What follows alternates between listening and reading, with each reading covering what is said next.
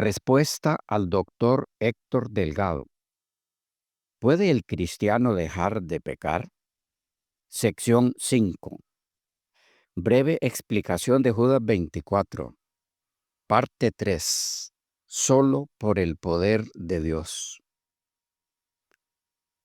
En la primera parte de esta breve explicación de Judas 24, miramos que la obra de Dios de guardar de caída a sus hijos, a pesar de ser un compromiso divino y de basarse en el poder de Dios, no es una obra incondicional, sino todo lo contrario. Está limitada al accionar humano, está sujeta al ejercicio del libre albedrío del hombre caído devuelto a éste por Cristo, razón por la cual solo son librados o guardados de caer los que aceptan y se someten voluntariamente al plan de la salvación centrado en Cristo. En la segunda parte de dicha explicación, pudimos ver que el poder por el que son guardados de caída los hijos de Dios, la protección divina que se les ofrece a fin de que no caigan, es el poder conjunto de las tres personas de la deidad. Poder para el que no hay ni igual ni rival. Y que esa es la razón por la que Satanás no puede obligarlos a caer. Es decir, aun cuando el poder de Satanás es muy superior al del hombre caído, el poder disponible para el hombre para vencer las tentaciones de Satanás es más que superior al poder de Satanás, que solo podría hacerlos caer a los humanos si éstos consienten, si voluntariamente ceden. De otra manera, tendría Satanás que pasar por sobre el poder de Dios ofrecido a ellos para no caer. En esta sección tomaremos tiempo para mirar algunas de las implicaciones de la maravillosa verdad bíblica de que solo por el poder de Dios puede el nacido de nuevo dejar de pecar o no caer más. Dividiremos esta sección en dos partes. 1. El énfasis que se puede ver en Judas 24 y 25 en que la no caída de los nacidos de nuevo es únicamente por el poder de Dios. El énfasis en estos dos versículos en que la posible permanencia sin caída de los hijos de Dios carece total y absolutamente de mérito humano alguno. Número 2.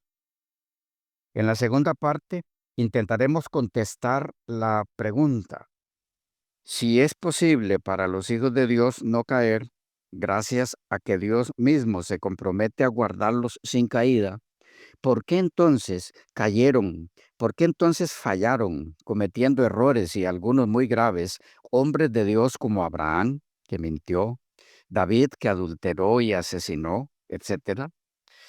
¿No es eso razón para concluir que tal vida sin caída del nacido de nuevo es en verdad una utopía?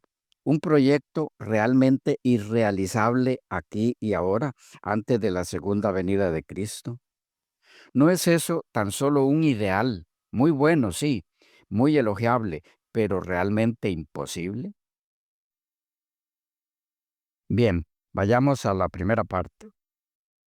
Sin caída, solo por el poder de Dios. ¿Qué hay para aprender aquí? Acerquémonos un poco más a esto. El texto bíblico enfatiza esta verdad al inicio de ambos versículos, 24 y 25, de la carta de nuestro amado hermano Judas. En el verso 24 dice, y a aquel que es poderoso. En el 25, al único y sabio Dios nuestro Salvador. Para terminar diciendo que toda la gloria y la alabanza es solo para Él, para su poder, para su gloria.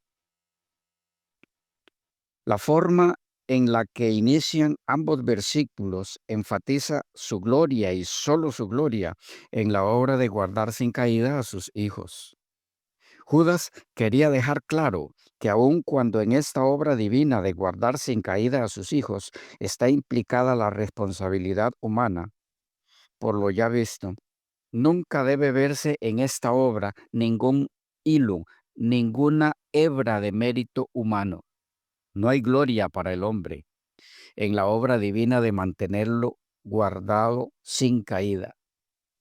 Esto porque en todo el proceso de la santificación, lo único que el hombre caído hace es ejercer su libre albedrío, que también le es otorgado por Dios para elegir aceptar que esa obra divina se realice en él. Al no caer por ser guardado por Dios, lo único que muestra es de lo que es capaz de hacer Dios, si el hombre se lo permite. No hay aquí lugar para la vanagloria humana, no hay aquí lugar para la pretensión humana de impecabilidad. Y que eso lo tenían muy claro los hijos de Dios en el tiempo bíblico, puede verse en el concepto que ellos manejaban de sí mismos. Aunque Dios los consideraba justos a su vista, no había en ellos suficiencia propia de ningún tipo. A manera de ejemplo de uno de ellos, Enoc, Elena G. de White dijo de él: quisiera poder inculcar en cada obrero de la causa de Dios la gran necesidad de orar continua y fervientemente. No pueden estar constantemente de rodillas, pero pueden elevar su corazón a Dios. Así es como Enoc andaba con Dios. Sed cuidadosos, no sea que la suficiencia propia os embargue. Os separéis de Jesús y obréis por vuestra propia fuerza, más bien que por el Espíritu y la fuerza del Maestro. Joya de los Testimonios, tomo 2, 237 la página, párrafo 1, 237, párrafo 2 en inglés. Es claro aquí que Enoc vivió la vida que vivió porque nunca se exaltó a sí mismo. Siempre fue consciente de su dependencia del poder de Dios. Nunca se separó del Señor. Por eso también dice Elena G. de White: camine con Dios como lo hizo Enoc. Haga de Dios su consejero y su progreso será continuo. Mente, carácter y personalidad. Tomo 1, 114 la página, párrafo 5, 105, párrafo 2 en inglés. Y en Mensajes para los Jóvenes, 69 la página, párrafo 4, 100, párrafo 1 en inglés, dice: para la gloria del Maestro, ambicionen cultivar todas las gracias del carácter. Deben agradar a Dios en todos los aspectos de la formación del carácter. Pueden hacerlo, pues Enoc agradó al Señor, aunque vivía en una época degenerada, y en nuestros días también hay Enocs. Comparando la actitud de los amigos de Daniel con la de Enoc, ella dice en El Ministerio Médico, 367 la página, párrafo 3, 276, párrafo 3 en inglés, así: ellos, los amigos de Daniel, ellos se esmeraron en mantenerse en contacto con Dios. Oraron y estudiaron e introdujeron en su vida práctica una mente estrictamente consciente y humilde. Anduvieron con Dios como lo hizo Enoc. En Patriarcas y Profetas, página 64, párrafo 3, página 85, párrafo 3 en inglés, dice: Enoc poseía una mente poderosa, bien cultivada y profundos conocimientos. Dios lo había honrado con revelaciones especiales. Sin embargo, por el hecho de que estaba en continua comunión con el cielo y reconocía constantemente la grandeza y perfección divinas, fue uno de los hombres más humildes. Cuanto más íntima era su unión con Dios, más profundo era el sentido de su propia debilidad e imperfección.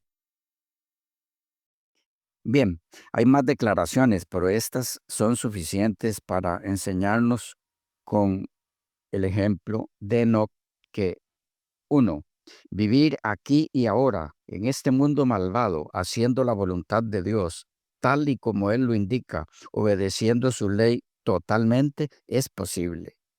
2. Los hijos de Dios que le permitan manifestar su poder en ellos guardándolos, nunca serán pretenciosos, nunca buscarán enaltecerse. Esto porque son los más conscientes de su propia debilidad e imperfección. Solo existen para dar la gloria a Dios. 3.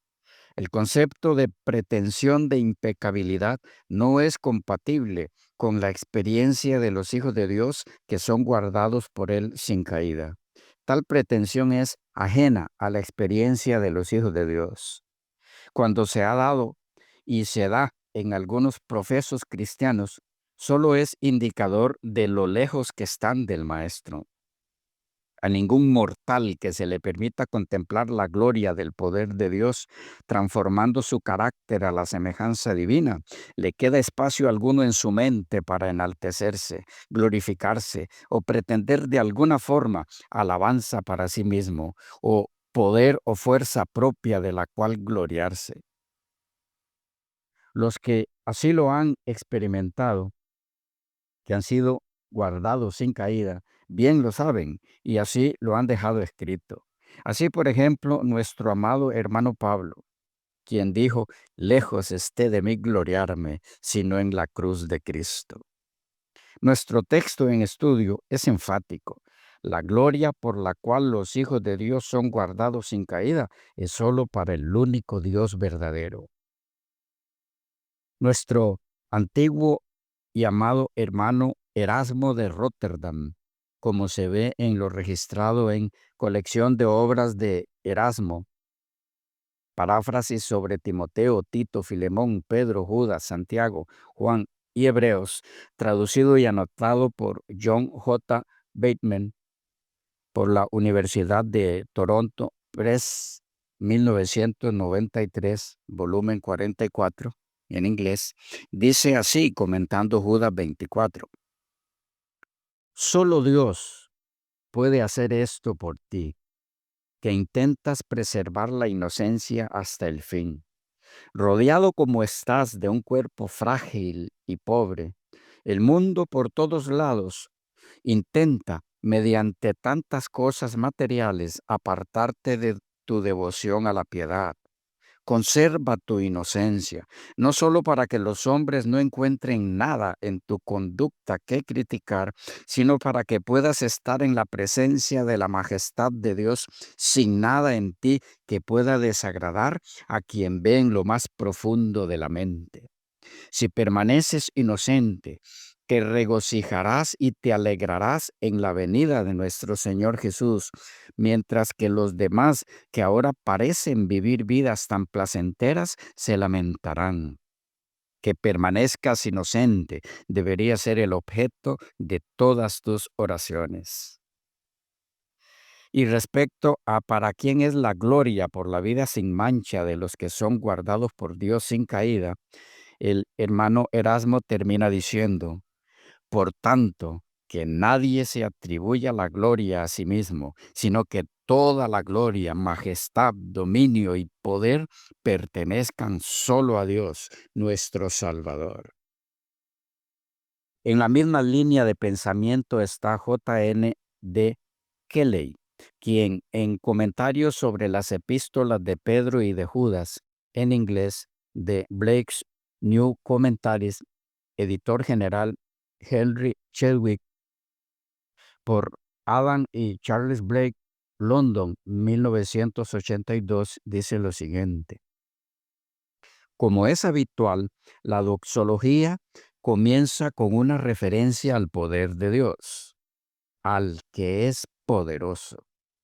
El escritor es muy consciente de los peligros a los que están expuestos sus lectores y que bien podrían llevarlos al desastre en el último día.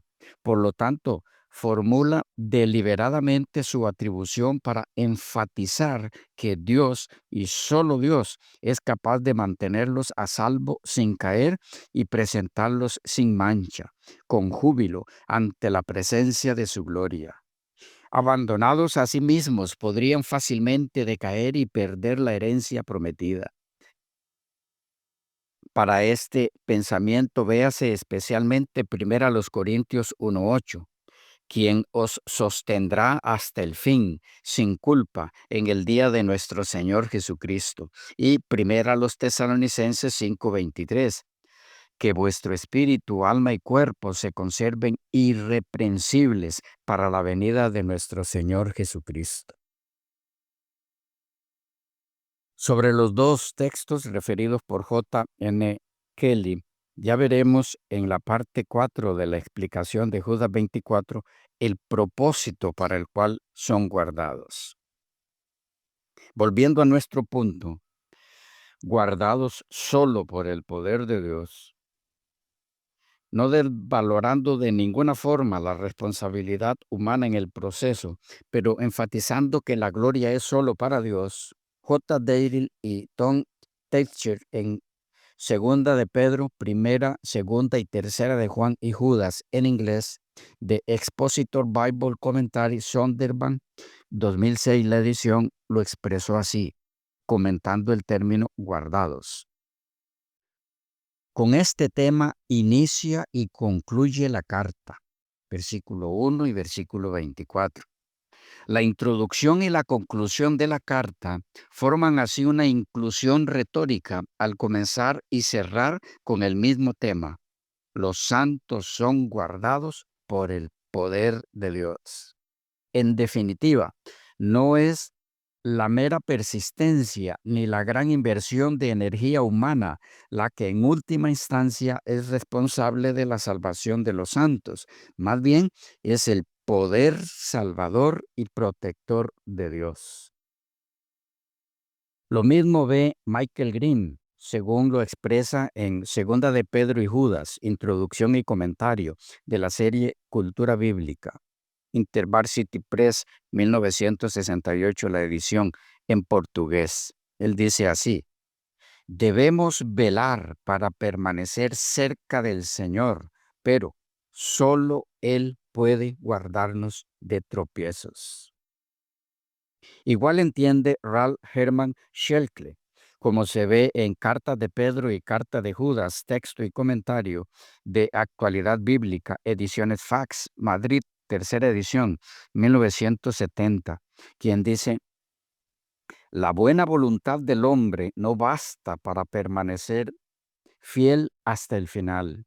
Aunque la carta reclama sin cesar acciones morales buenas, sabe que el hombre no puede alcanzar por sí mismo la justificación y la santificación, sino que son siempre don y obra de Dios, que es poderoso para guardar sin pecado. Página 243. Juan Calvino lo dijo así: Judas cierra la epístola con alabanza a Dios, por la cual él muestra que nuestras labores no pueden hacer nada, excepto a través del poder de Dios acompañándolas. Después de haber exhortado a los fieles a salvar lo que estaba pereciendo para que entendiesen que todos sus esfuerzos serían en vano, a no ser que Dios operase en ellos, él, Judas, testifica que aquellos no podían ser salvos de otra manera, sino a través del poder de Dios. Comentario a la epístola de Judas por Juan Calvino. Bien, estas últimas declaraciones pueden servir de síntesis de esta sección. El ser guardado sin caída es solo por el poder de Dios. Solo para Él es la gloria de tal obra. Todo intento de vanagloria humana está fuera de lugar en este divino plan de victoria sobre el pecado, aquí y ahora, en la vida de los nacidos de nuevo. Pero aún tenemos pendiente la pregunta: si es posible tal victoria, ¿por qué algunos cayeron, según el registro bíblico? ¿No cumplió Dios su promesa en ellos, ya que fallaron en algo? El fallo de ellos es evidencia de que vivir sin caída es para los hijos de Dios una utopía. ¿Es tan solo una ilusión inalcanzable? El fallo de estos hombres de Dios indica que es imposible para los hijos de Dios dejar de pecar permanentemente aquí y ahora. El tiempo se nos fue y entonces tendremos que dejar la respuesta a esa pregunta para la próxima sección. Por ahora, bendiciones del Señor y hasta la próxima.